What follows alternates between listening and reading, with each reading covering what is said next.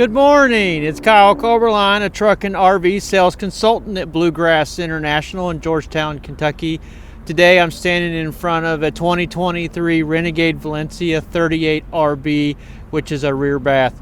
I try to do these the best I can, so bear with me if I make any mistakes or anything. The exterior of this is it's Brickyard. On the Renegades, it is a full automotive paint process, clear coat, no vinyl decal stickers of any nature. So much like taking care of a paint on a car. I go over a lot of stuff in the walk around when we do delivery, but they do recommend that when you take delivery of a new Renegade, not to do any polishing or buffers, at least for the first 6 months, because technically the paint is still hardening. But I'll go ahead and get to this walk around, and like always, please like, comment, subscribe, whatever social media platform you're watching this video on. It helps support me and the equipment I use to do these for everybody. So let's get to it. Literally like 10 minutes ago, it was cloudy, and would have made for a lot better video here. The sun's got me a little backlight. But this is the front of that Renegade Valencia. It's a 23. It's got the new cap design on it. The glass that they use in that cap up top, that is an automotive grade glass, like a windshield. So as far as chips and damage, I mean, it's just as hard as your windshield. So treat it very much the same. Inside there, of course, you've got a shade that comes down to block the light coming in. You're not just stuck with a permanent skylight there. You can darken that up. On the front of the vehicle here, we do have tow hooks down here on each left and right of the Renegade RV license plate there. And then, of course, we have LED headlights. And then as we work around, we can get a closer view. You've got your turn signal for the right-hand side. We did order this coach, and most of our coaches we do order with the diamond shield. You can see that line right there. The diamond shield, it's an awesome product. I have it on the motorhome that I own. It does help with a lot of the chipping from the rocks and stuff. Don't let it, diamond shield in a decade, if not properly taken care of and kept clean, it does start to yellow and crack. So if it's stored inside, that won't be near a problem, or under a shade cover or some form of a carport. But keeping it clean and conditioned, when you do your normal vehicle cleaning and conditioning, will help prolong the life of that diamond shield. Overall, it's great. I mean, while the vehicle is brand new, it's just going to keep the front end looking a lot nicer. On these coaches, now this is a Freightliner S2 chassis. Underneath that hood is a Cummins 360 horsepower I messed that up yesterday. It's a B 6.7. They changed the nomenclatures of the engines with the emissions years, so they used to call it the B6. Now they call it the B 6.7. It just lets people know what emissions years it falls under. But at 360 horsepower, 800 foot-pounds of torque, back with an Allison 3000 series transmission. And I always like to point out, because there's always this argument on Facebook, I see it on Facebook, on the groups the most, is, the mode button in the dash. Well, on the Valencia product, the transmission comes programmed in economy standard, meaning that the transmission shifts 200 RPM earlier, because typically for best fuel economy, you want to get in top gear as fast as you possibly can. So when your RPM's coming up, you hit a peak torque, which then kind of plateaus, but you continue to build horsepower. So the longer you hold out on that the shifting, where keeping the RPM up higher, you are building a little bit more horsepower to some point. And you only want to do that. That's why it's only 200 RPM. Because if you just kept building the RPM higher and higher, well, you eventually blow up a motor. But eventually, also before that point, your torque starts to fall off. People are welcome to reach out to me, and I can explain torque curves and kind of how diesel motors work. So on the Valencia, it's standard and economy, and then you hit the mode button and it puts it into performance, which makes it shift 200 RPM later. The Verona and the Verona LE are the opposite. It is standard and performance programming, and then a secondary is economy. So you hit the mode button. So when you see mode in the little display for the transmission selector, that tells you that which setting it's in. We'll go ahead and pop the hood here. It's been about a decade. A lot of the chassis manufacturers started going to translucent reservoirs, making it a lot easier to maintain and service your vehicles. That's one of the huge perks to a Super C over a lot of your other motorhomes is it's a conventional cab with a tilt forward hood. I mean, I'm holding a camera, and you saw me go around and unlatch those. The hood's super easy to pull forward. It's not the old days in the trucking world. I've been doing this for 16 years. You know, you had to put both feet up on the bumper and lean into all you had to get the hood open, especially on some of the classic Freightliners. But you got translucent reservoirs here, so this is like your engine coolant, so you can easily see what you've got going on there. Your toolless air filter, let's change that out. You've got an air filter reminder here that shows you if it needs to be replaced. You've got your translucent windshield wiper fluid here. And then on the other side, you've got the power steering. And then you've got your fuel water separator, fuel filter down here. If there was any water, if you picked up bad fuel somewhere, you know, you could see the water sitting in the bottom down here. Water is heavier than fuel. A lot of people, I bring this up every time too, people love just making things shiny. You know, you're welcome to, you can wipe down your motor area and underneath the hood. You'll keep it clean. You know, I recommend just don't use a pressure washer. It's not worth it. You don't even look under the hood that often. There's a lot of electronics underneath here. I mean, you can see connectors right here. There's computers, literally, sensors galore. So I just don't recommend using any high pressure water if you're, you know, on the engine compartment. You know, the dust does not hurt anything. High pressured water probably will. We've seen it. You know, you just have to be very careful.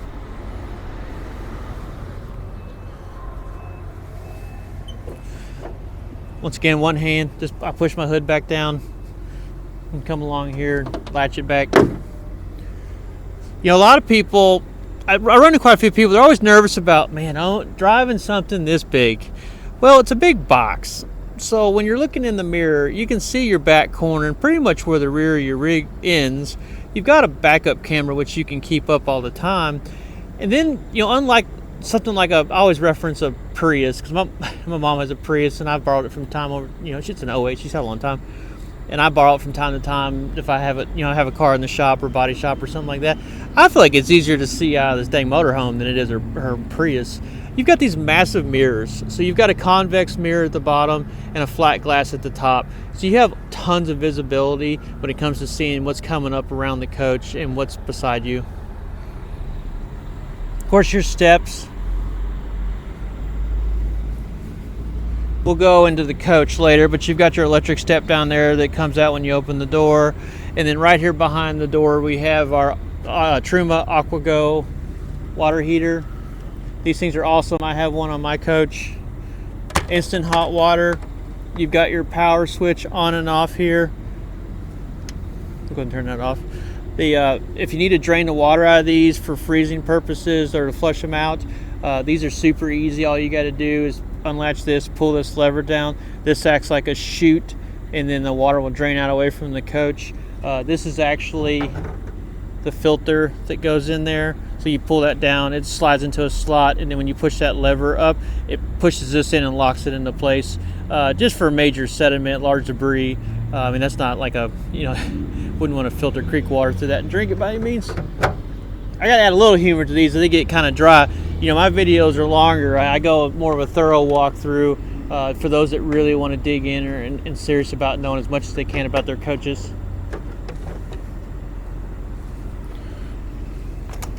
So on the camp side of the coach, you're primarily going to have storage.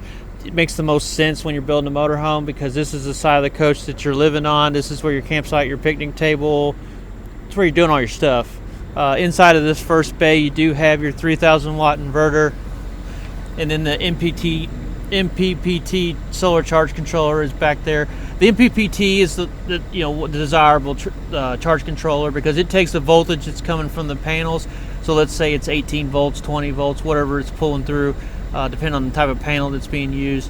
And then it is regulated to the correct voltage for the type of battery that you're charging. So if it's lithium or lead acid or an AGM.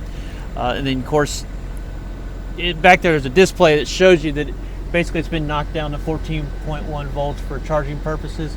And then, you know, I can toggle through there and I can see how many amps it's pulling as well. The inverter is also what is charging your battery system. Right here we have our TV. You got a sound bar. I love the sound bars. I mean, the day of having like wired speakers, and if you ever have issues with those suckers down the road, you know, you got to deal with wiring. If there's shorts, that sound bar dies in a decade, or something just awesome technology comes out, unscrew that thing and put you whatever you want in there, you know, or change it out or whatever you want to do. I mean, it's just makes it very versatile and easy to upgrade or change. This is the bay. It's right below the TV. As you can see, tons of storage. Renegade's boxes are built in-house. They are steel. They are powder coated. They are carpeted lined. There's a picture of me on the internet somewhere laying in a storage box. I mean, there's some other brands, X, Y, and Z. I don't like to pick on anybody. They're plastic bins. Even on units that are very similar and what people think is of Renegade quality, it's a plastic bin. In talking about that too, well, I'll skip that. I'll talk more about the box. But so, you know, steel box. I mean, they're awesome. They build them in-house. The only thing Renegade doesn't do in-house, they don't modify frame rails, and they don't paint in-house. They go to a painter for that. These paint schemes that you see, I've actually been up there to one of the paint facilities and talked to those guys, the two owners, and I mean, what they do is amazing. And there's only a handful of people in this country that can even do this kind of work.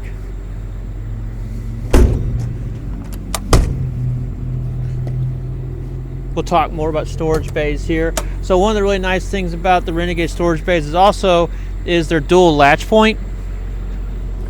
So you get a lot nicer fit on the door. You don't get that wobble from driving down the road back and forth, and debris and dirt blowing up or pulling up through your box and getting stuff inside your box dirty or wet. And of course, these seals will compress over time. You can adjust these latches and pull those doors in tighter. You do have a shock here. And then another thing they've done as the last few years is on some of the storage bays, they actually cut the box up underneath the rail to give you a little bit deeper storage, which is good, you know, if you have tables or larger chairs that you want to fit in there.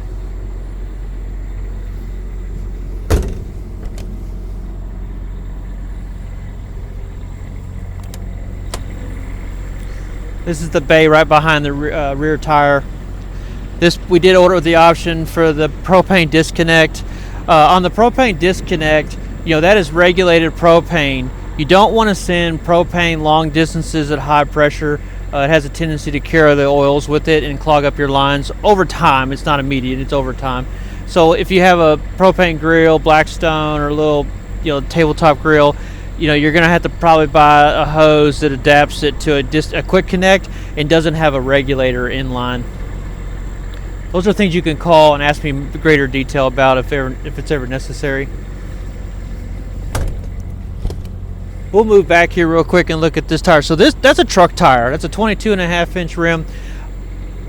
This is a commercial truck chassis. So whenever you're needing tire work, valve stem, anything like that, or anything on the coach in general as far as the chassis goes and driving down the road, look at it as a truck. You'll get a lot better service from an on-highway mobile repair tech that's used to working on a commercial truck than an RV guy on a rig this size. This is something they're more used to and more likely to have the jacks and the tooling to get you back on the road or solve whatever problem you may have.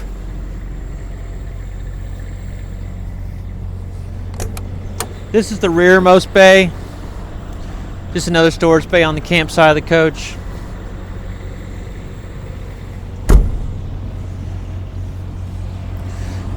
If you look at the back of the coach, you've got a fiberglass cap back here like a lot of motorhomes, but the difference is Renegade's, that bottom cap down here is a separate piece. You can see the line going across here. That's a separate piece. So 9 times out of 10, if you back into something or get hit by somebody, they're going to bust that bottom fiberglass piece, and that's a lot less expensive repair and a lot simpler than having to replace an entire rear cap. That exhaust tip back there is for your generator. They do that out the rear so it gets the exhaust away from your slides. You have 12,000 pound towing capacity, 1,200 pound towing weight. Here you've got your 7-way plug. It's even labeled with which spot is which, is really nice. It's a nicer plug. Some of the cheaper ones don't show you that. This does have an electric brake controller. You do have the Mudflap with the stainless steel Renegade logo. That's still got the plastic film on it. We usually pull that stuff off at delivery.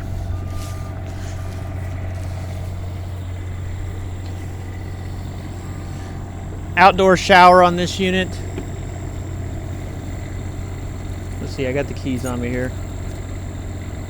If I can, it's interesting trying to do all this stuff one-handed. I will tell you, for those that have to winterize their units based on storage or location, this is probably the #1 spot that people forget to winterize. Freezes and busts. You know, not that it's impossible to buy these components and replace them. I mean, this entire outdoor shower housing can be removed and put, you know, new and put back on. Of course, you're gonna have to get it painted to match the coach, or if you're fine with black or white, just depends. But that's, you know, a point to always keep in mind. Add your checklist if you got to do any type of winterization.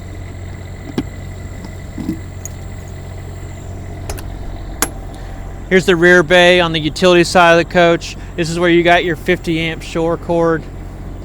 You got a port for it to go through. It's got rollers in there. That is an electric retract, so if you pull your cord out, then you can hit your power and the power retracts. That's your surge guard in the rear back there. See if I can get a little closer and you actually see it. So that's your surge guard. On the surge guard stuff, you know, that protects all your appliances in the coach from any surge, lightning strikes of that nature, improper wiring in a campground. I haven't really seen that yet in all my travels, but I have seen some shady plugs for sure that look like they need to be replaced. Some people that are like full-time RVers that travel a lot, or you got big trips you do twice or 3 times a year, you know, the progressive industry plugs that you put at the post, I mean, it's not a bad idea because, you know, if you just want to be extra precautionary, lightning takes out your surge guard. Well, you no longer have power in the coach from your generator or your shore cord, so you're stuck with whatever you can do from batteries, and you can't charge them either. So, you know, if you really want to be kind of that extra step where, you know what, lightning strikes, it took out my progressive industries at the post, well, I can now take that out of the equation and now just plug my 50 amp cord directly into the post for the time being, and you're back up and running. That's a conversation that comes up from people. You know, if it was me, you know, I like to have fun. I don't want to mess with issues, so I'd probably, you know, what's wrong with having the extra protection?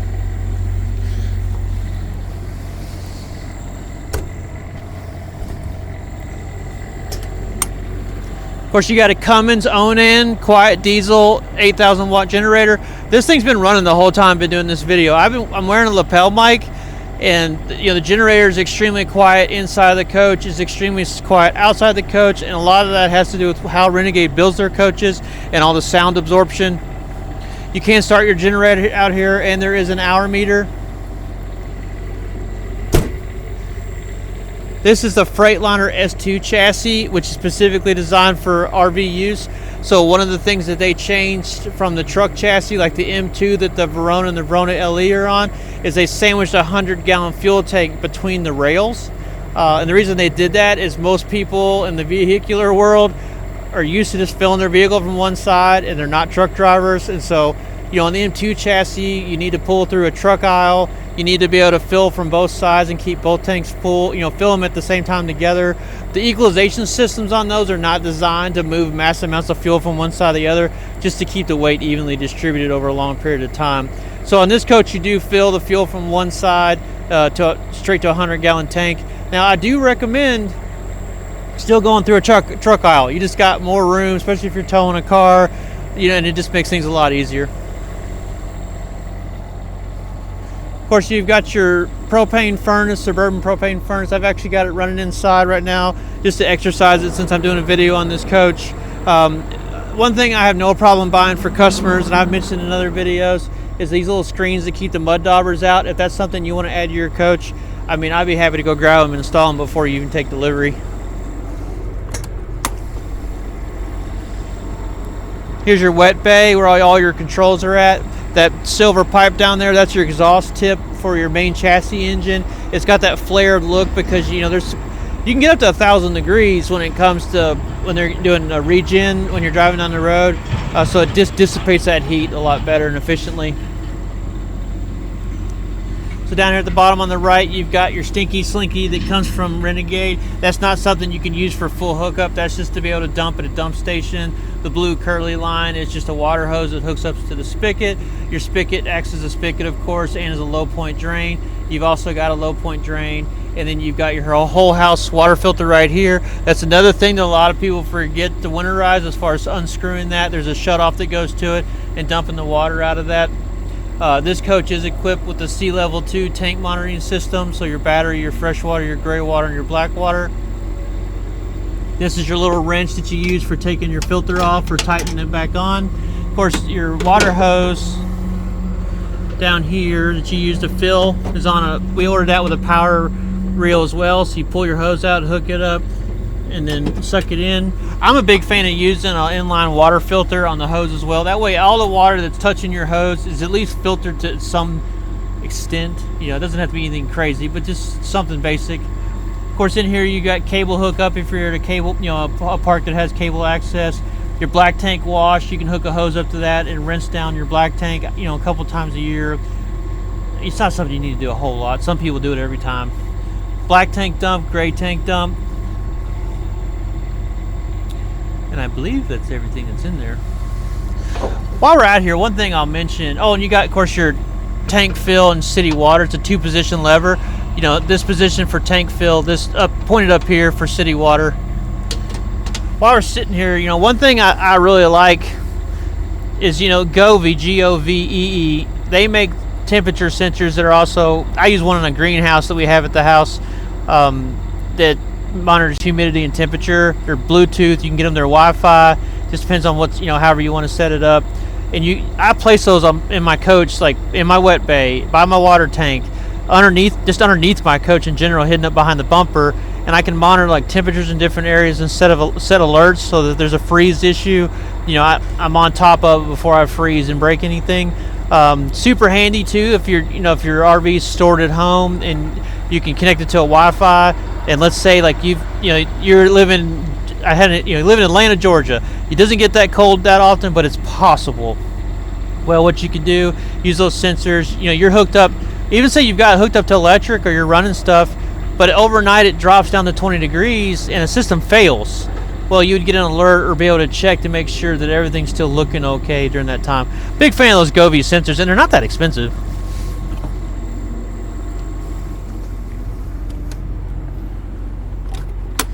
Then you've got you can see your sea level sensors. Your gray and your black tank, they're 75-gallon each. They are located enclosed in a bay with, of course, the plumbing and your cable systems for opening the gates. That's awesome. It's the chill factor, because they do have heaters on them, 12-volt heaters. They are protected from the elements as far as the wind chill factor, which would drop temperatures or freeze the tank faster than not being exposed. And then, of course, you run over a big tire tread or something and throws it up. You're not worried about nicking and dinging and ripping wires or cables, off of any of your plumbing systems. Right here, you've got this little screw out. Typically you would screw that out first, and then if you undo this, you're gonna get poop drizzle is real, people. I don't care how hard you try. There's always some form of residue in that pipe, depending on the angle you're parked or whatever, and then it just happens. So unscrew that, take this cap off, what little bit, ounce drips out onto the ground, and then you can run your pipe across, unscrew this, and then run your hose out, for full city hookup, full sewer hookup, or if you're dumping at a station.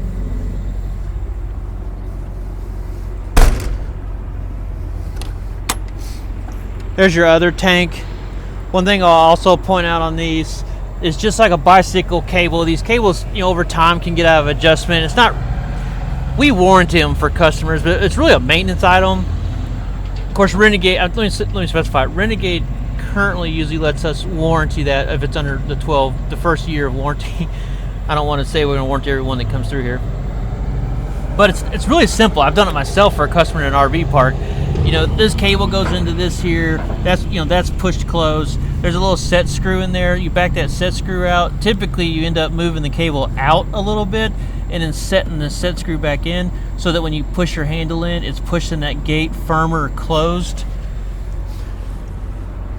So we'll go back to the wet bay. And so you can see what that would do is, if I move the cable back, that's only going to extend my handle out a little bit farther, so that when I go to push it in, I'm not bottoming. Like, see, when I push this in, I'm not bottoming out against that steel. I got plenty of. Whereas, if it gets out of adjustment some, and this starts to hit the steel before it's actually pushed the gate all the way close, that's a common issue we see over time.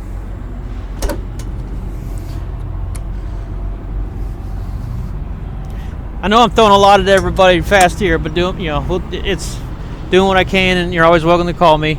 Of course, your propane tank, the bottom is open for a reason. Propane is heavier than air, so propane is pretty safe for the most part if it has a place to go. Literally, we take propane out of the ground. If you let it free, it goes right back home. It'll just sink right back into the ground. Inside the coach, you've also got a propane monitor, so if there is any sensitive propane. Of course, propane's also got an odor to it that's added so that for safety you would smell the rotten egg smell everybody's smelled before. You do have a gauge out here and a shut off. And then, of course, this is the connection for where the propane, Tractor Supply or whatever, place you go to get propane, RV park, they can hook up to fill your tank, and then this is where they bleed it.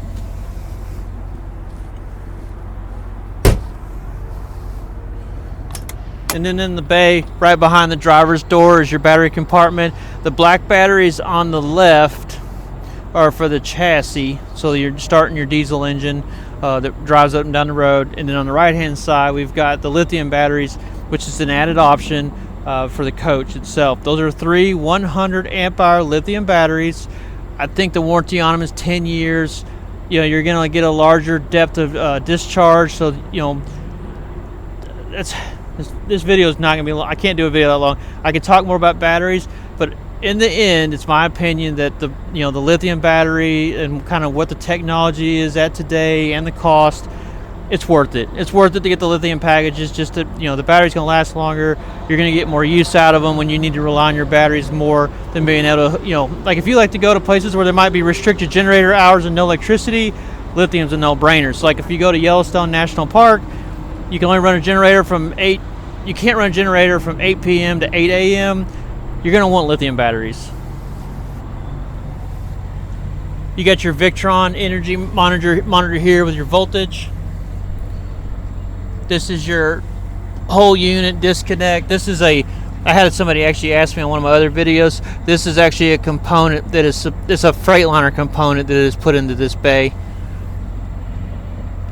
And then back there is your air chuck. That's where you hook up your air line so you can inflate. There's an air line in one of the bays over there with the slide locks. But that's where you hook up your air line so you can inflate tires, pulled stuff. You're not going to run any heavy duty impact tools off of that. Just basic inflating. You got some fuses located in here. Battery VG112. You can go inside and see what that's associated to. I have to admit, if anytime you have issues, like something's not working, Renegade's awesome. Shoot them an email. Just shoot those guys at Renegade an email. Woody, Jackson, and they'll respond back to you and usually have a really good idea of what you need to do to get it fixed or back on the road. At the end of the day, one of the best things about the Renegade product is the support from the manufacturer. I don't care if you buy a $2 million motorhome, there's so much on them. The fridges, the fans, there's just tons of components. Not everything's built by Renegade. It's, there's stuff that's bought and, installed, the air conditioners. So there's potential for failure there. And more than likely, you're going to have something that you're going to, over the first 6 months, you're going to have addressed. So having that support makes it easy and it's not a big deal. If you don't have the support, now you got a huge problem trying to get something resolved. Of course, your DEF fill here. My biggest thing on DEF is keep this area very clean, rinsed off, especially if you spill any DEF. If you buy DEF in a bottle, make sure that it's got a seal in it. People have been known to buy DEF at a Walmart or Lowe's, fill it back up with water and return it. So you definitely don't want to put water in your emission system. Over here is your 12-volt heater. If you're parked in like cold temperatures for an overnight and it's like low single digits, you can use that if you have to. The diesel engines today do a pretty good job of starting. you know, they have grid heaters. So when you turn the key over, there's a wait to start lamp in the dash. And that basically stays on if the air in the air intake needs to heat a little bit longer. And if you're in the single digits, I always tell people at delivery, you know, turn the key on, let it go through its whole cycle, heat up the air. Once the light goes off, you know, turn the key back off, turn the key over again, let it go through that whole cycle again, and you're only going to make the air that much warmer, and it'll just start that much easier. So it's literally the difference of when it's trying to start versus firing up. Hope you guys enjoyed my... Of course, your camera that's on the other fender. And we just overall look at the side here. And we'll walk around the other side before I... Oh, so I always forget to look up. So flush mounted windows. All your slides have Girard awnings on them. That's a dead get. You're looking at anything, trailer, or RV, and it doesn't have slide awnings. If they cut corners there, where else did they cut corners? That's a no-brainer. Like, there's no RV in the world that shouldn't have an awning over the slide. That's your vent for your dryer that's sticking out up here. See if I can get my finger pointed at it.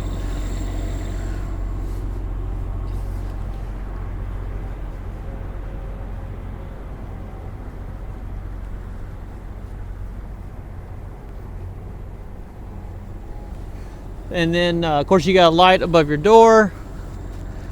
You've got a Girard awning, you know, for over your picnic area. And there's, of course, an LED light. The LED light does show whether the awning's in or out. It's not like someone where when it's rolled in, the light's covered up. That up there is the vent for your exhaust on your cooking stove, like in the convection microwave. It does have a flap in there that locks closed. So in storage, or, you know, they're here not being used, that's latched closed. That way critters, bugs, whatever can't get in there. But you're going to want to unlatch that if you plan on using that exhaust to cook inside your RV.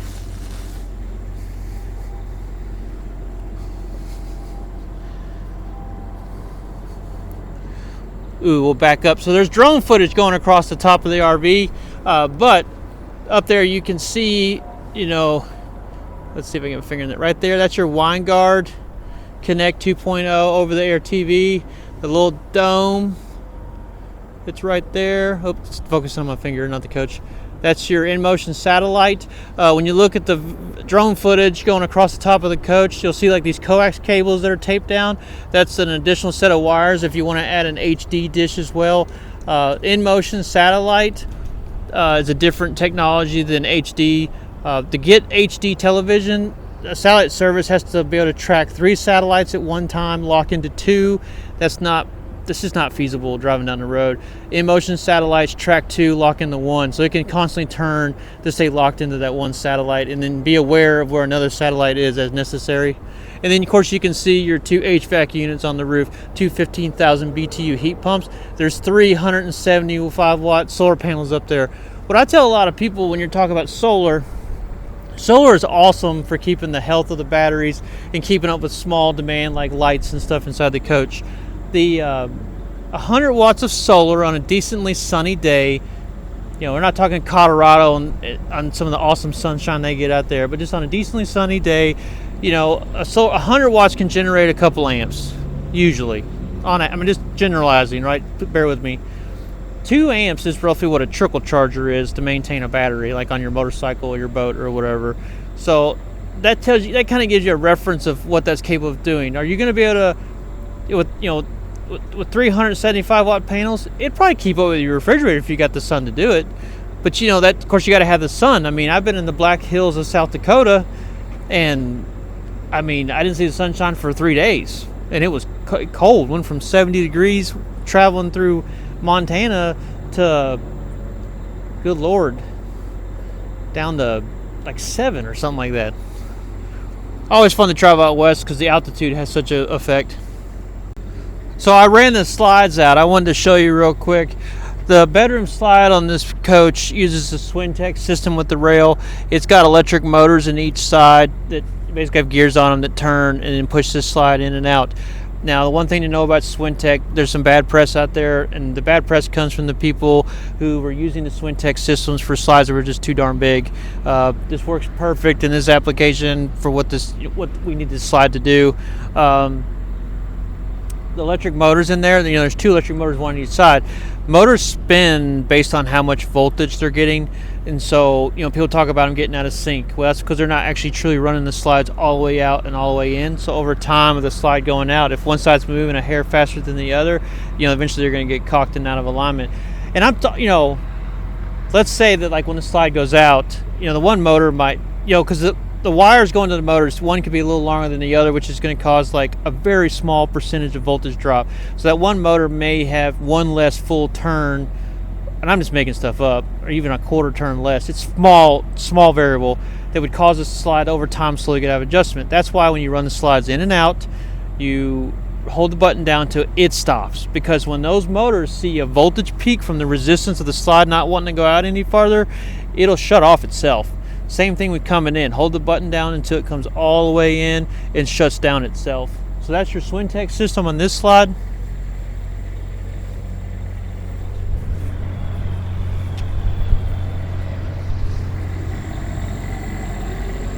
And then your big slides use the rack and pinion system. So that's mounted to the framework of the coach, extremely durable. And then midship underneath the coach. So if I crawled underneath here and looked up in the middle, I'd see a motor which it's connected to that center rod over here. You can, on the other side of that rack, there's a center rod. Here, let's just go over there.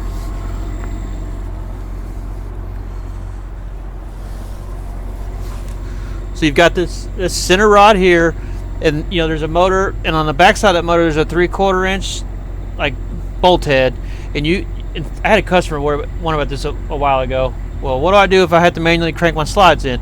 Well, I've never had anybody ever have to manually crank it. Not that I've ever heard of anybody cranking a slide in, but you know, you don't want to get stranded and not know what to do. So you can put the easiest tool I found was a gear wrench. You put a gear wrench up there.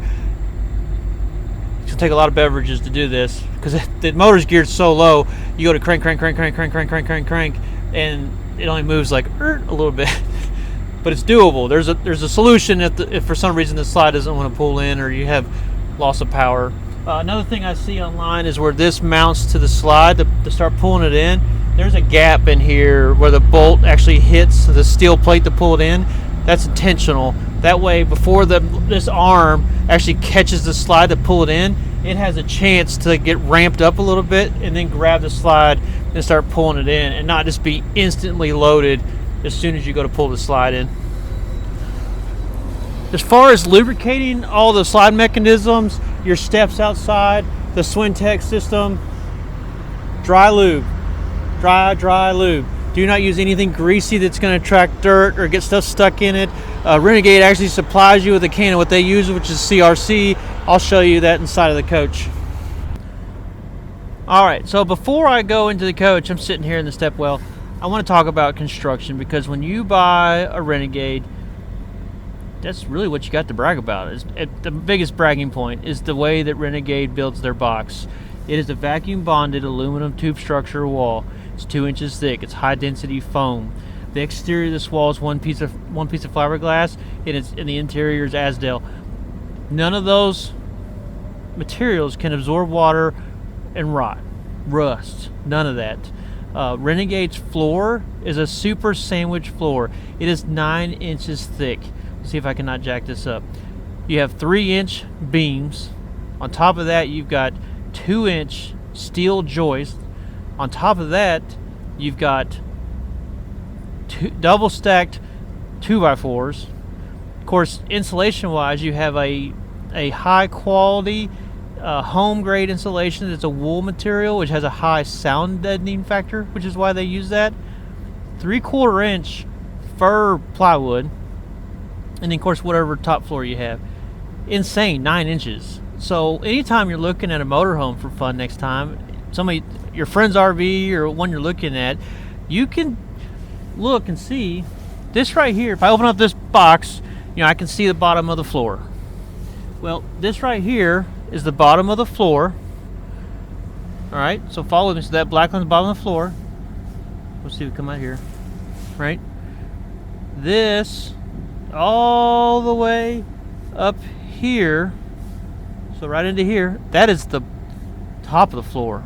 So you have tons of real estate here as far as the floor, why that generator is so quiet inside the coach, why when driving down the road it is so quiet in this coach, why it feels so much more solid driving down the road. I've had so many, this cracks me up. I've had customers, while I'm looking at brand X RV, it's on your same chassis. It's on a Freightliner S2, it's on a Freightliner M2.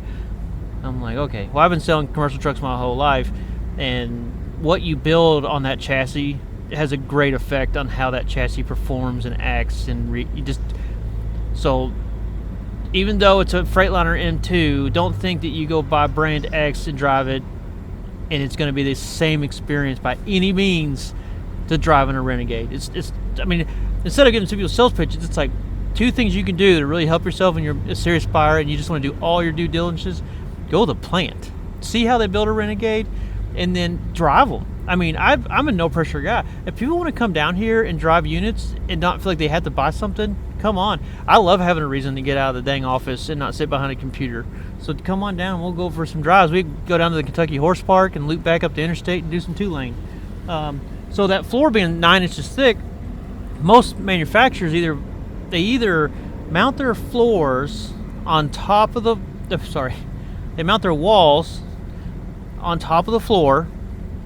So now the issue with that is, as you're driving down the road, it's the sway motion, right? So for durability, which that's most common, is on top of the floors, because that's just what they have to do. Their floor's not thick enough to mount it to the side of it.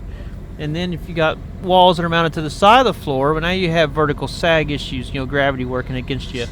Well, Renegade, pretty intelligent. They bolt their wall to the side of the floor, but then they have a steel channel that sticks out. And so that 2 inches of that wall thickness sits on top of steel. So it's not only is it support, you got 9 inches that it's actually bolted, and they use some NASA, I don't know the name of it. They use some like super NASA powered glue or whatever, I don't know. I'm making stuff up, but they use a really nice adhesive, and then it sits on top of a steel channel, and this is a 30-year coach. At the end of the day, it's a 30-year coach, and the box is really what you're investing in, and that's what's important to a lot of people. It's what's important to me. Nothing's more irritating than having a coach you love and you get soft spots in the floor or just structural issues. It's one thing to have to replace a microwave. It's another thing to have structural issues that have to be resolved. But that's pretty much talks about that. Now, another thing too I will mention before I quit talking about structure, so I said vacuum bonded aluminum tube structure wall, 1-piece solid fiberglass Asdale interior. There's other manufacturers that can state stuff, marketing, very similar. But what they don't specify is how thick the fiberglass is. So when you look at the roof of another brand, it's called brand N. If everybody's getting my drift here. Everything's got price points. So obviously you spend more money, you should get a better product. The fiberglass on the Renegade's thicker than a quarter. One of these days I need to get the actual measurement, but it's thick. The fiberglass on other brand and a lot of the other brands out there, they'll say, oh, 1-piece fiberglass roof. It's a sheet of paper. So it is nice that it's 1-piece fiberglass, but it's a sheet of paper. It's not near what it is on a Renegade. You can get on the roof of a Renegade, you don't see any ribs. It's a party deck up there. You can walk all over that roof. Now, use common sense. Don't stand right next to where there's big holes cut in the roof, like your air conditioners and skylights and all that kind of stuff. But as far as areas where you're not, within a foot or two of a big hole opening, you can walk all over that roof. You want to go up there and inspect it and wash it or whatever. I did not recommend you go on your roof though, because I don't want to get any legal problems. So stay off your roof. But if somebody has to inspect that roof, it's easy to walk around up there. Mainly the reason, Renegade doesn't put ladders on. I get that question. Renegade doesn't put ladders on their coaches. One, they're ugly as all get out. It just makes it look retro and hideous and not classy and clean. And then really liability. Just takes no different than having a pool, right? You put a pool around your fence. Well, you put a ladder on a coach. My 3-year-old would be guilty. He'd probably, luckily my ladder on my coach is higher off the ground. He'd be one to climb on that ladder and get on the roof and check, oh, this is so cool, and then fall off. But that kind of, the structure, and of course the roof is made the same way. So literally there's nothing in the walls and the ceiling structurally that can rot. Now, there are furring strips in the ceiling that give the, structure to run ductwork, and to run like plumbing, because, your HVAC units, your heat pumps, They are plumbed with condensation pumps so that you don't have the water running off of the roof onto the ground. So that you got plumbing up there that runs that condensation down underneath the middle of the coach, ductwork, and then other electrical stuff for lighting. And then you got the furring strips to be able to mount your padded ceiling to. But as far as structurally, the water's not going to degrade the quality or the structure of the coach. Finally, here we'll go into the coach. So one of the features I love about a Renegade, you can see some footprints there. We detail these before you take delivery. But shoe storage. You literally, right as you walk into your coach, you got a place to slide shoes out of the way. They also make, one of my customers let me onto these, they're like mats that have like real bristly things that stick up. And it does an awesome job of like kind of pulling the sand and stuff off of your shoes before you go into your coach and just tracking less dirt. And they just tie to the bottom step. They're awesome. If somebody wants to know, I can try to track down what the heck they're called or where you can buy them. But it works great on my coach. But you got a place to drop your shoes when you come in. Of course, on the left-hand side, you've got a fire marshal required extinguisher.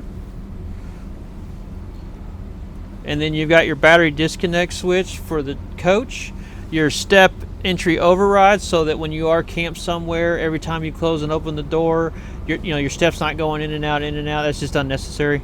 And then you've got your e-start switch. The e-start switch ties your AGM batteries and your lithium batteries together. I'm sorry, I take that back.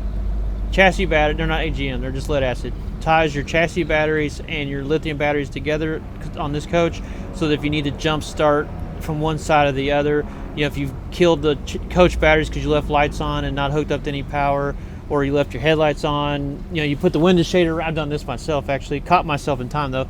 But I pull the window shades around my cab, and I show up in daylight and forget to turn my headlights off. And so I go out there at nighttime and it's like, oh, my headlights are still on. And so I would have drained my coach battery. I'm sorry, my chassis battery. Bear with me, please. Up here on the right hand side, as you walk in, you've got your first touch panel. It's got some lights, controls on it, interior all on and off, extend and retract your awning. On these touch pads, multiplex wiring. It's an awesome option on these coaches. It allows you to control multiple aspects and lights from a single point. Of course, this has a smartphone app that can be downloaded as well. So like all off and all on. So I can be in the back of the coach laying in bed, turn all my lights off if I left the light on, I'm going to bed. Or if I'm walking in and I want to turn all my lights on, I can turn all my lights on. So, this is a wireless remote. This isn't hardwired to any of these switches or functions. It just wirelessly communicates to the main control panel on the wall there, that color display. Literally the only wires that even go to this, and some actually have batteries, are the 12-volt wires that feed it power. You'll know if they're got 12. You'll know if they've got 12-volt to power from wires because they illuminate if they got direct power versus a battery. Let me shut my door here, keep some of the heat in. Of course, all hardwood cabinetry, Corian countertops. You've got a TV right above the door.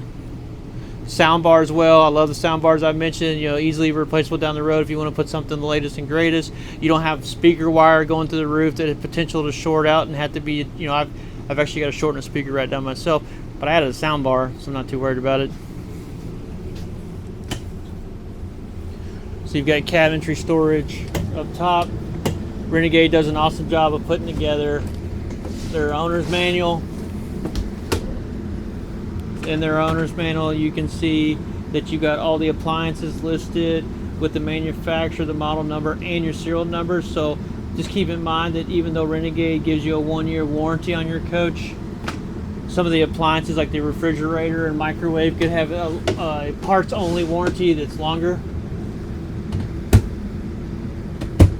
Of course, it's a single basin sink. Got a little antifreeze in there. It's been cold down here. We saw negative 20 wind chill recently. That's crazy. I haven't seen what temperatures that cold since I was ice climbing in the UP. Used to go up every year with some friends. The down here you've got, of course, a wastebasket. A lot of people were wanting that. Renegade listened and delivered. You can see your water heater back there, and access to some of the shutouts and componentry if you need to, as far as fittings. So easy to service. You've got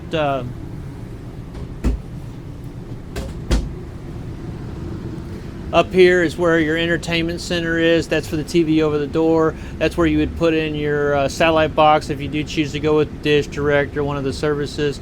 You got a Blu-ray player that comes from Renegade, and then this Wineguard switch here is what powers on your Wi-Fi, and this is what powers your over-the-air antenna. If you're hooked up to cable at an RV park, you got to turn that off or cable won't work. You got to turn it off, no light on, and you can hook up the cable at a park. Convection microwave. If there is anything in this coach that will rattle when you're driving down the road, it is this dang tray right here. There's nothing I can do about that. So if you want to put you some felt or something in there, you know, some of the experienced RVers, I'm sure, have already done it in some, like my microwave, for example. You know, that's the one thing that'll rattle a little bit, that plate. Not always, just depends on how rough the roads are. But that is a convection, so, you know, bake and microwave. You've got a gas stovetop. Renegade does a really good job of fitting these in there real tight. So you got a gas stovetop. You can store those back there in that slot to keep them out of the way. And there's a Dominic. Of course, all your drawers. There's that can of CRC dry lubricant spray that Renegade provides, you know, for maintenance on your coach. All your paint samples to touch up, you know, if you accidentally scratch something on your coach. The whole house water filter, we don't put those in until we do delivery, and usually ask the customer if they want us to go ahead and put it in, depending on if they want to. You know, when we sell a coach, you know, we sell a coach to you, right? I'm not gonna nickel and dime you on like, oh, well, we do this, we do that, or whatever. You know, if you want it winterized, I'll winterize it. I'll just winterize it for you. We'll take care of it. If you want to pick it up, and we put a full tank of fuel and propane in every unit we sell if it's got propane. You want it to be full of water and ready to rock and roll for go straight on a trip, we'll do that for you. Like, we'll just do it. It's not a fee or nothing like that. So all your soft close cabinet drawers. Got tons of storage. Another thing is I love about the Renegades is they make it super easy to get to your fuses and breakers. They've got a diagram on the right on the door there. There's your 1-year roadside assistance. Renegade contacts are right there. There's even the paint stuff that you need to know. C&B Custom Painting, I've been there. Those guys are awesome. They do a killer job on these coaches, and it's amazing what they do at the end of the day. If you look in here, so what's really neat, you got 2 panels that have breakers in it for your 100 and 110, right? Well, when you see the inverter right here, that tells you that everything on this panel here in a Renegade runs off the inverter. So TVs, your bedroom receptacle, the refrigerator, the bath GFI, the washer, the microwave, the kitchen, outside entertainment center, subwoofer, all run off of the inverter. So all that will run off the inverter, the generator, or shore power. Everything that's down here, which is going to be your higher demand items, you know, your front AC, your dryer, your rear AC, that all requires to either be on the generator or shore power. Can't run those things from the inverter.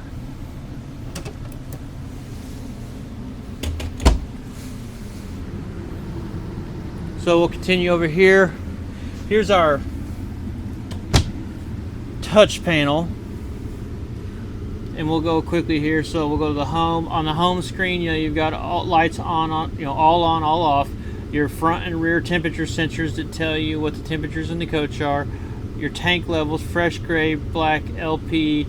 Turn on your 12-volt heaters, which are on your gray and your black tank. Your water pump, your house voltage, chassis voltage. Please keep in mind, voltages, it gives you an idea. Depending on what the load is, oh, let me turn this light off. Depending on what the load is on the batteries, that voltage can vary a little. Like if I start the generator, it drops the voltage. it makes it look like that there's, you know, it's low battery. So it just gives you a rough idea. Of course, you can enable automatic gen start, and that's your in-motion satellite button to turn on in-motion satellite. Down here is all your, you know, second menu down is all your lights. Everything with an up and down arrow is dimmable. Here's your electrical. The power source right now is generator auto. We do have electric here at the dealership, but I've got this RV parked out in the middle of our lot so I can get drone footage without hitting power lines and light poles. Line 1, you know, the current status, how many volts, how many amps, you know, the hertz. Same thing, line 2. Of course, that power goes to a transfer switch goes to the breaker box goes to the inverter and charger.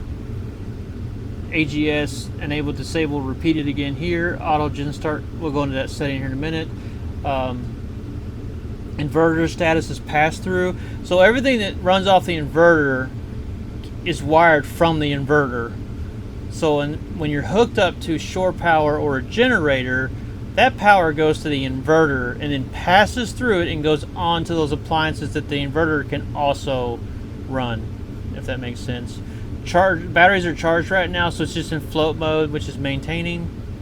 If we go into AGS, so automatic gen start. Basically, you can tell your generator to automatically start up based on 2 variables, low voltage and HVAC load. And you can, of course, set quiet time. So let's say we're in Yellowstone National Park, we don't want our generator to come on between 8 p.m. and 8 a.m. I can set that here. Minimum runtime is 30 minutes. Typically, if your generator fires up, you just don't want to shut it back down. Maximum runtime 205. Maximum restart tries is 4. Generator does not know how much fuel is in the fuel tanks, or in the fuel tank on this coach, so it won't just continue to crank, sucking no fuel. Another thing about your generator, you want to run your generator 30 minutes a month loaded. So if it's in the wintertime, put you an electric heater out there to run for 30 minutes. Just something to put a load on it to exercise it and get some fuel moving through the system and then all the parts moving. Nothing worse than a generator that doesn't get used, because it won't be reliable at the end of the day. Let's see. Oh, here we go. So then you have your climate control. You got front and rear because you got 2 15,000 BTU heat pumps. Of course, I recommend using the furnace for heat most of the time. The heat pumps are good down to like 50-ish, but they're louder. I mean, why not just use the furnace? The heat pumps will cycle on, like the blowers. As far as like circulating some air, you can do that, you know, because it just depends on what you want to do, experiment. But the furnace is definitely going to be the most efficient. And what's nice about that furnace is you get that nice, dry, warm heat. Now, as far as heating the coach, I got propane on my coach. If I'm at a place and I got electric hookup, especially if it's 50 amp or whatever amperage I need, that's more than adequate. I mean, I'm going to use an electric heater to maintain temperature in my coach. Because why burn my propane? Like, why burn a fuel that I got to pay for when I'm already paying for an RV spot or a campsite and I have electric? So, I mean, most people are going to invest in some form of, I use a radiant heater most of the time, just because it's got a thermostat and it works real well and it's pretty energy efficient. Because I keep my coach heated at my house a lot of times too. It's undercover, but not in a heated building, and so I keep it heated sometimes if I know I'm be out there cleaning in it or doing stuff, just in the colder months. Of course, your AquaGo, that's what turns on your instant hot water heater outside. Let's see, we're here. That's your bath fan, front bath, rear bath. This is a bath and a half model. I'll show you that. And then, of course, in the settings, there's your stuff for your mobile app. You can scan the QR code. There's your ID. There's your PIN number. Switch panel info, screen brightness, auto dim, cleaning mode. You click that, it doesn't wipe out your Firefly system. It just locks it so that you can clean the screen off and not push a bunch of buttons. Of course, obviously, if you're using quiet hours, the time needs to be correct so that it actually doesn't start up during the right times of the day. And then, of course, network diagnostics. So you got any kind of faults. The outputs, which is awesome, shows you all your 12-volt stuff and what's going on, what's actually active at the time. And then you got your inputs, air conditioner statuses, vent fan statuses. So this makes it really easy for technicians or even yourself to do some self-diagnostics as far as what you got going on in the coach. And Oh, so switch panel info. So these remote switches here, you know, they talk to that panel. And so you can go into that in the settings and you can see what the signal strengths are. You can see the one by the up at the bunk is a little bit, it's farther away, right? So it's a little bit weaker. Not the end of the world, but that just, you know, if you're having issues with those, when you push a button on those, let's just show you. You push a button, if it successfully communicates with the main panel and you hit all off, it flashes green. That's telling you that it actually communicated. If it doesn't flash green, it means it did not communicate with the touch panel. The touch panel, if it doesn't see one of the remotes, it's just going to assume it's a low battery. It's just it's a default fault that it goes to. It's just, oh, must have a low battery, I don't see it.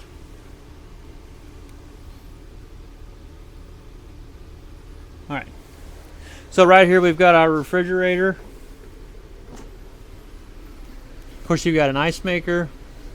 You know, this is a residential refrigerator, which is super nice. You know, refrigerators today are very energy efficient, and because it's not a dual fuel that uses propane, you know, those types of refrigerators, one, are really friggin' expensive. So if you ever got to replace one, and then they have additional systems to them. So when you got a gas system in the back of them, well, that's going to eat into the wall and take up space in your refrigerator. So by going to residential, you get more space to use inside the coach as well.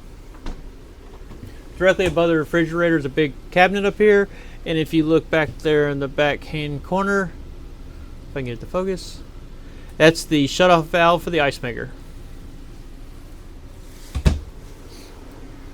We will continue around. Of course, this is your half bath. You've got a touch panel in here. Of course, your macerator toilet. It's got two functions, eco and normal, at number 1 and number 2. The way these toilets are set up, you know, you're not dropping straight down into a black tank, so you have very little issues with odor. You know, I mean, those toilets that just have a flap and it drops straight into a tank, they're difficult sometimes to eliminate the odors that you get inside the coach, especially when you're in hotter climates. Of course, you've got a vanity here in the half bath, if I can find a little nook. Got tons of storage in there. You got, this door slides and is magnetic, but it's also got a transit lock on it. This is not a fake door at the bottom. That's where your toilet paper is, and you got more storage down there, so no lack of storage. Of course, all your bathrooms are going to have a vent fan in them for pulling out stinky or just heat in general. The coach has been sitting without the air conditioner running, and it's hot. The easiest way to cool a coach down, or at least to initiate that process, is to turn those fans on and let it pull a lot of the heat out with the doors or windows open, then try to force the air conditioner to cool the coach down from the, you know, from the hottest extent of what it is. Also, if you take that ring off there, that mesh, underneath of that is the model number of the fan and stuff, and they make covers so that you can use your fans in rain or driving. And they're actually got little plugs that are in them that you can pop out with a small flathead screwdriver. And they literally, the kit, you put the little metal brackets on there. It's already got the plugs pre-drilled, so you just put the screws in there with a screwdriver real easy, and then the cover clips on there. I've done them for customers myself, no charge. And you know, good Lord, 20 minutes maybe. So right across from the half bath is where you've got your washer and dryer. The washer and dryers are definitely a lot more efficient independently versus, you know, a combination unit. Plus you can wash and dry at the same time. Here's your washer down here.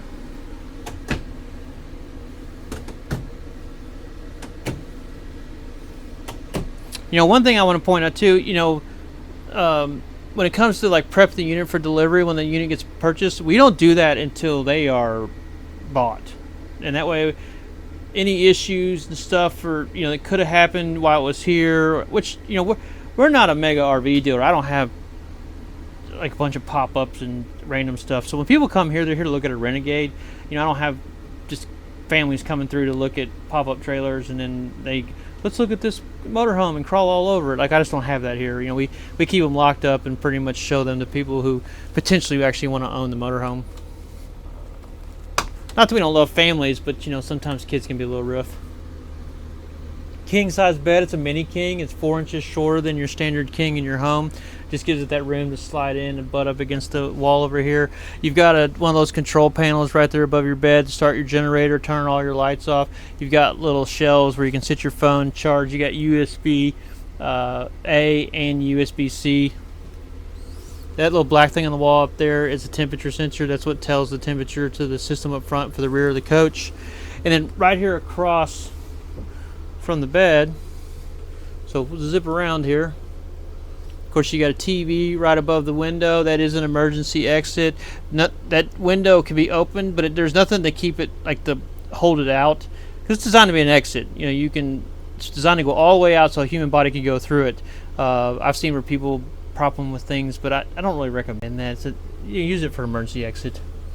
You have another control panel here, and the reason for that is several years ago, Renegade started having issues when they went to these systems with the interference from stuff like the refrigerator.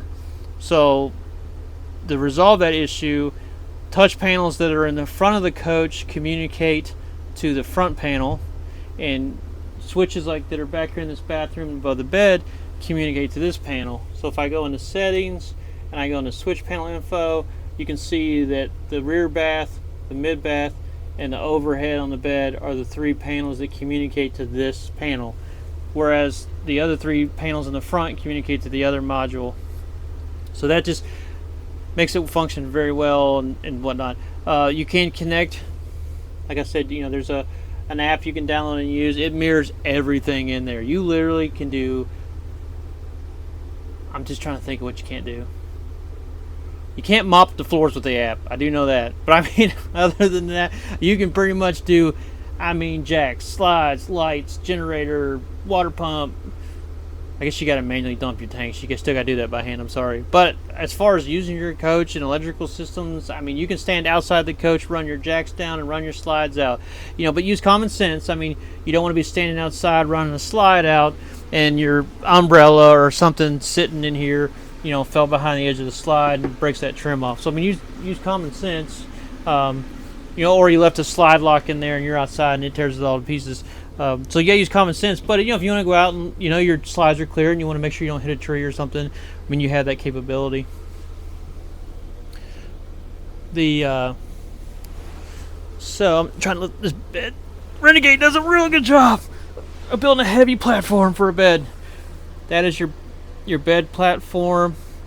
A lot of your other brands that you'll look at is nothing more than a 1/4-inch piece of plywood. That's got an aluminum tube structure. You got 2 75-gallon roto-molded water tanks. They split it into 2 to minimize the slosh when you're driving down the road as far as the effect on driving the vehicle.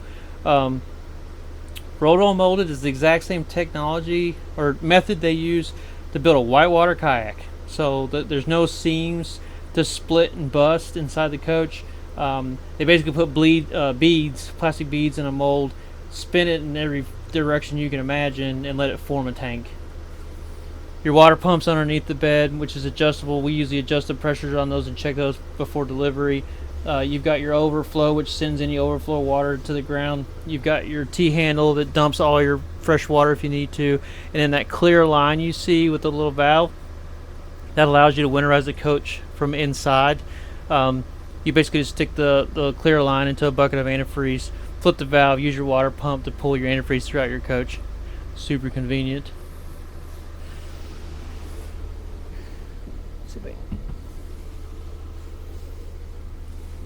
Of course, across from your bed, you've got wardrobe. On this side, you've got wardrobe top and bottom, and then the reason they do that is you've got this piece that can come out, and now you can hang longer attire, dresses, and whatnot if you're into the that kind of thing. The only long thing I'd be hanging would be a pair of ski bibs, potentially, but I doubt any suits of anything or dresses. My wife, maybe, I guess. I should take that back. Wardrobe here.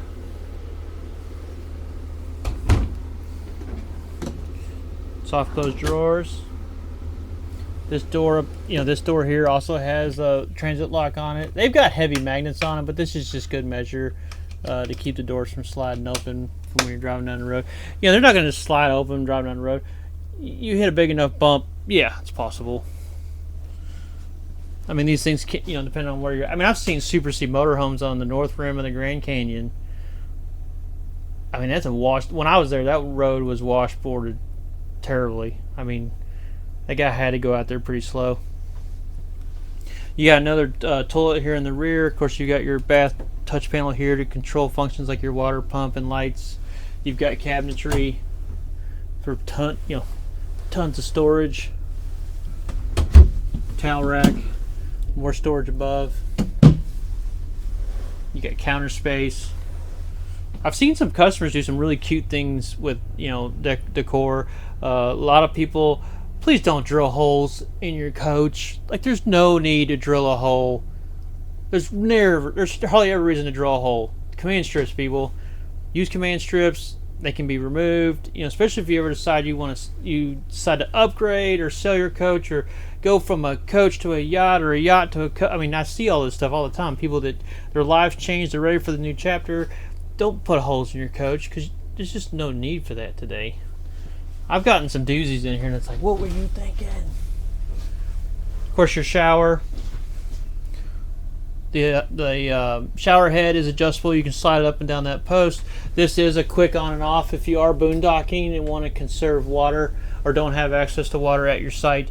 You know, you can take Navy showers, and 150 gallons of water lasts you forever. I mean, my wife and I have a small unit on a 3500 chassis, 35 gallons of water.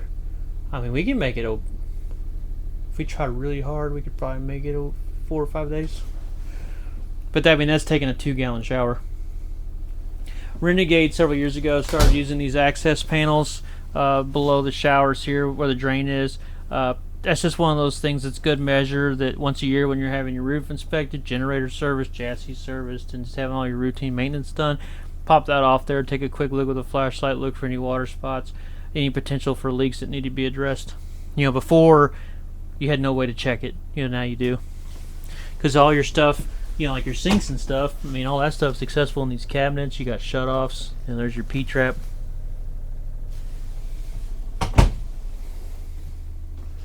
You got another medicine cabinet. So if you got a lot of medications or carry a lot of first aid stuff and you're accident prone, got lots of storage for that kind of stuff. Of course, you got another vent fan back here in the rear bathroom.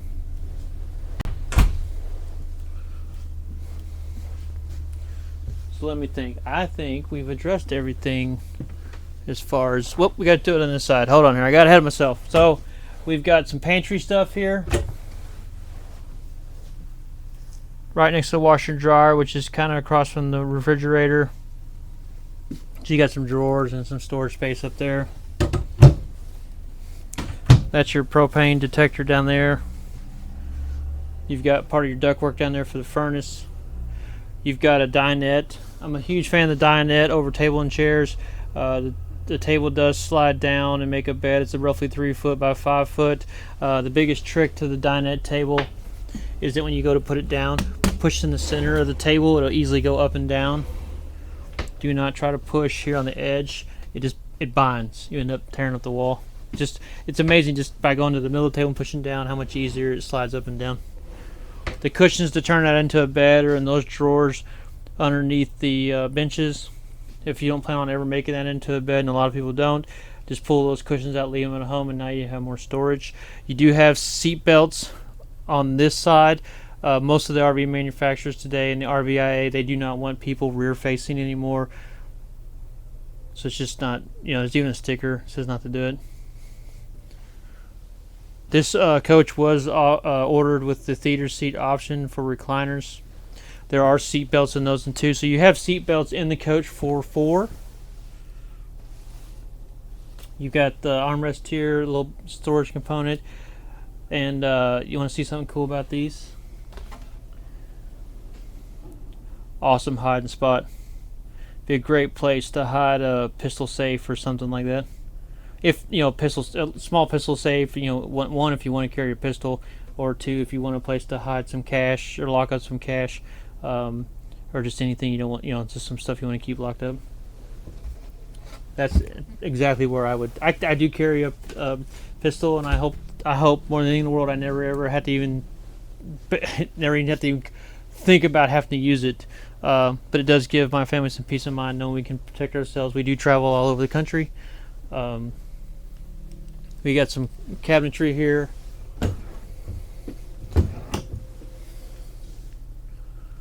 So plenty of storage. That's the small cushion that goes down in there.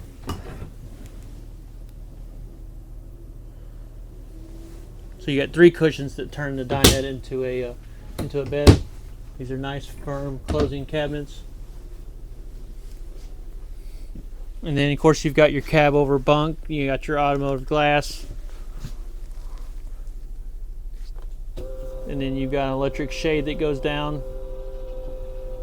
That is adjustable. So if for some reason you want it to be able to go down a little bit farther, or you're buying a coach or have a coach and you wish it went down farther, that is adjustable. There's a way to adjust that so that you can change where that awning shade stops and starts.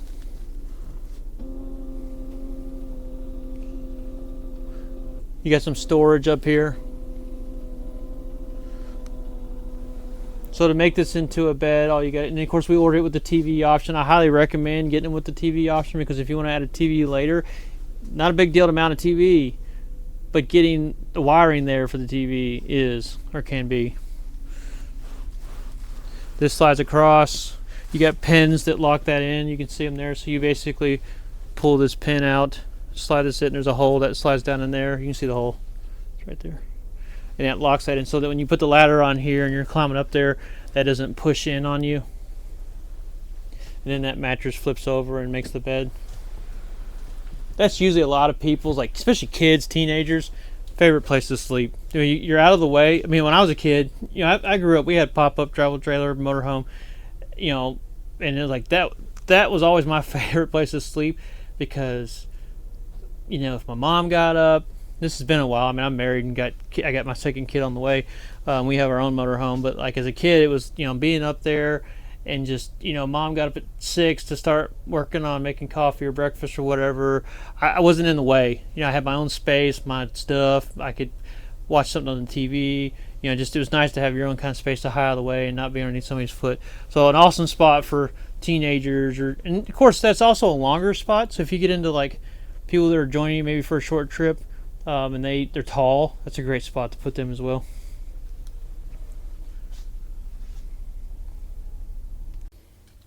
The last thing I will talk about here is the cab. This is a conventional cab.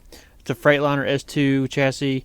You can see that we've got 2 chairs up front. Each of those chairs will swivel around and face into the living room of the coach.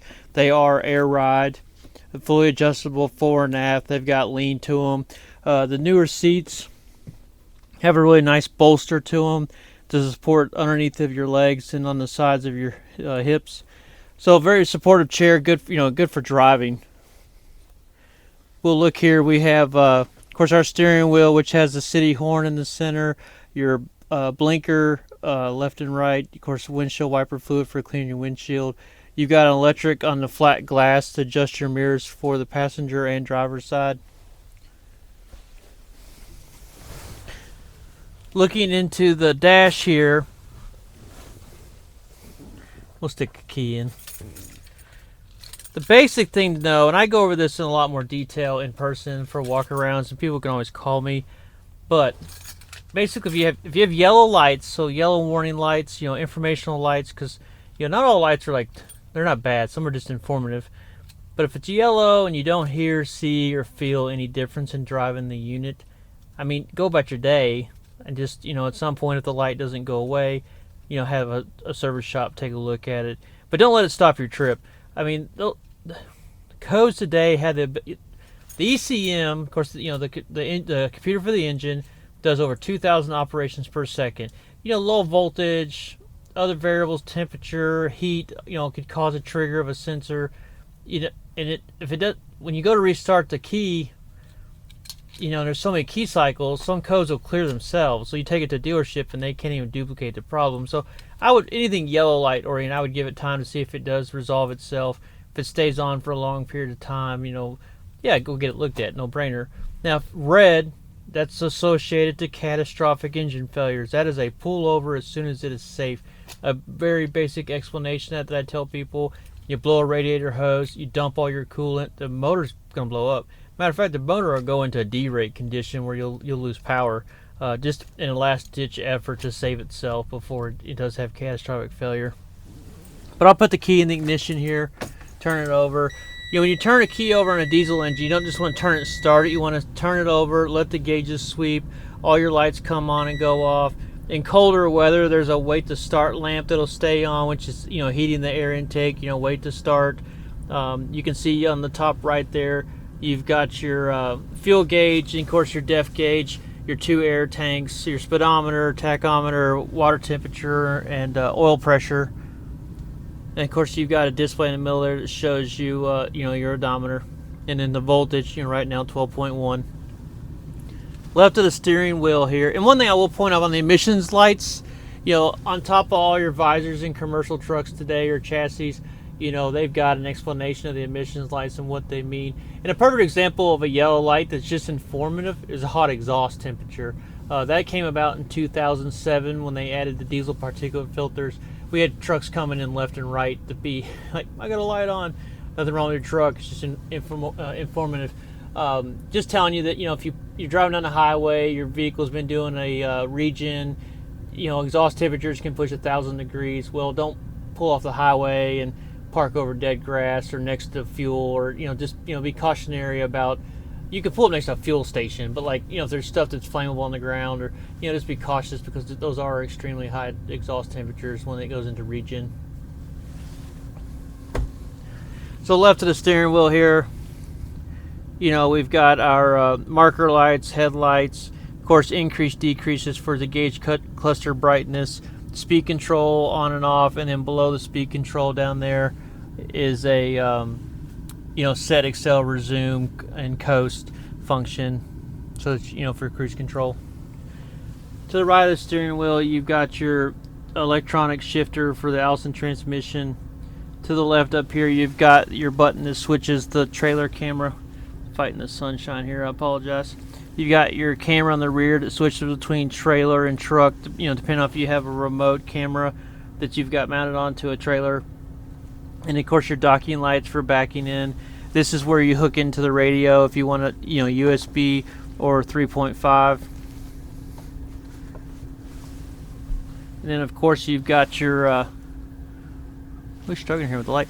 You got power windows up and down, driver and passenger side, exhaust brake, door locks for passenger and driver side, your parking brake. Keep in mind, on a chassis like this, you don't have a park pro, a park function.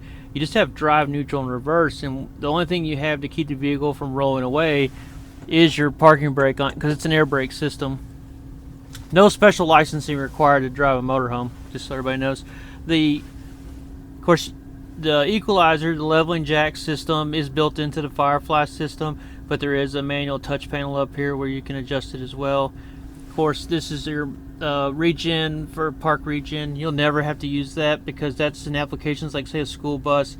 They're driving around town delivering kids. They never get up to speed enough to really cause the vehicle to go into a regen on its own, because you got to be going over 20 miles an hour for that to happen. And so in some cases, whether it be utility trucks, school buses, and applications for vehicles we don't see a lot of high-speed driving, they have to do manual regens to bake out the exhaust system to get the soot out of it. Of course, you got heated mirrors. That's your suspension dump. On your suspension dump, and when you're leveling, let's see if I can't find a better spot with the light here. So this is your vehicle, right? Well, on all vehicles, for aerodynamic purposes, the front end sits lower than the back, so you can cut through the wind. Well, if you back into a campsite and your back end is already higher than the front, and if it was level, that means the front end has to come up, that much more to become level. So if you back into a site and you drop the airbags, well, you can drop the coach down to closer to level without even having to level the coach. So when you go to level, the jacks have to do less work. Now, there are situations, let's say you back into a site, right? You back into a site and the back of the site is actually lower than the front of the site. Well, that's only going to help you, right? Because it's going to bring the down lower without even dropping your airbags closer to what the front is. So that, now it's helpful in that situation. and really no reason to dump the airbags if you don't have to. But then, you know, if you're backing into a site and the site's even higher in the back and really low in the front, which I feel like I see that more often than not, is that the front's really low compared to the back. So dumping that rear suspension is only going to help that much more to get you closer to the level before you actually go to level the coach. Hope that is understandable. Of course, your Garmin system, which is your navigation backup camera. You can see the backup camera. Nope, take that back. That is the side view camera that's up. We can switch to the backup camera. And of course, you can go to your other side view camera. This is detachable, so you can remove it from the dash. The camera features are not usable unless it's attached to the dash. That's the only feature that is that way. Because from Garmin, you can order additional... Oh, I hit a talk button. Listen to me talk. Well, whatever. So you can order additional displays from Garmin that will connect to that system. And so you could, in theory, have an additional Garmin display, an 8-inch or 10-inch with a mounting kit up here, and you could have your navigation going while you're driving. And then down here you could keep your backup camera live the whole time. Now, if you do want to move the backup camera function to somewhere else, like above the dash, high on the windshield, you're going to have to get a wiring kit that sends that video feed up to the other screen. You can't do that wirelessly.